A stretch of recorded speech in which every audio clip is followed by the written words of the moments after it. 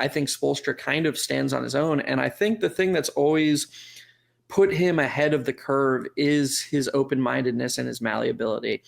He really, really seems from season to season to just sort of find a new thing that helps the team and hones in on his team's roster in a way that I don't know if any other coaches are really doing at his level.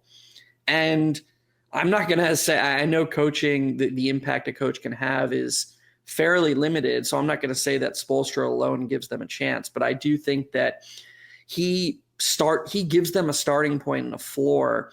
And we really just have to dive into this roster because it's an Erik Spoelstra team in the way that they can play these different ways. They can deploy these different lineups on any given night.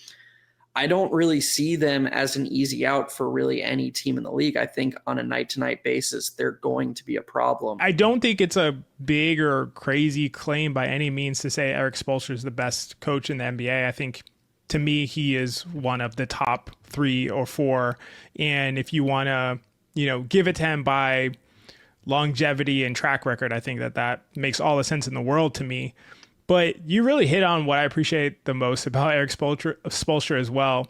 And you mentioned the Noah LaRoche system and all of that, and we'll talk about that, but obviously it's been talked about a lot.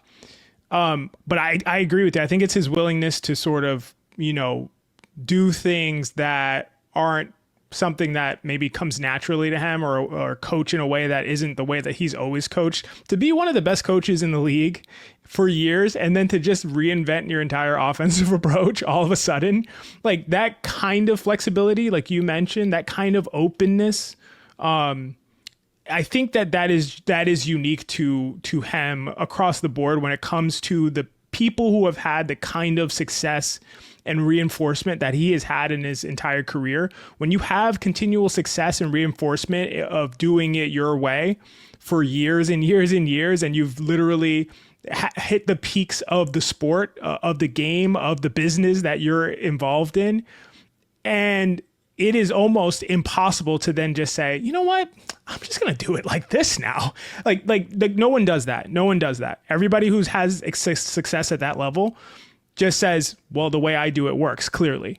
That kind of openness is really unheard of, in my opinion. And so I think that his ability and interest and uniqueness when it comes to buying into different approaches and to making sure he's always structuring his system around his players, about his specific team in a given season, not based on what he thinks works, what he thinks is the best way to approach the game of basketball, but what he thinks those things are with respect to the actual roster that he has in front of him.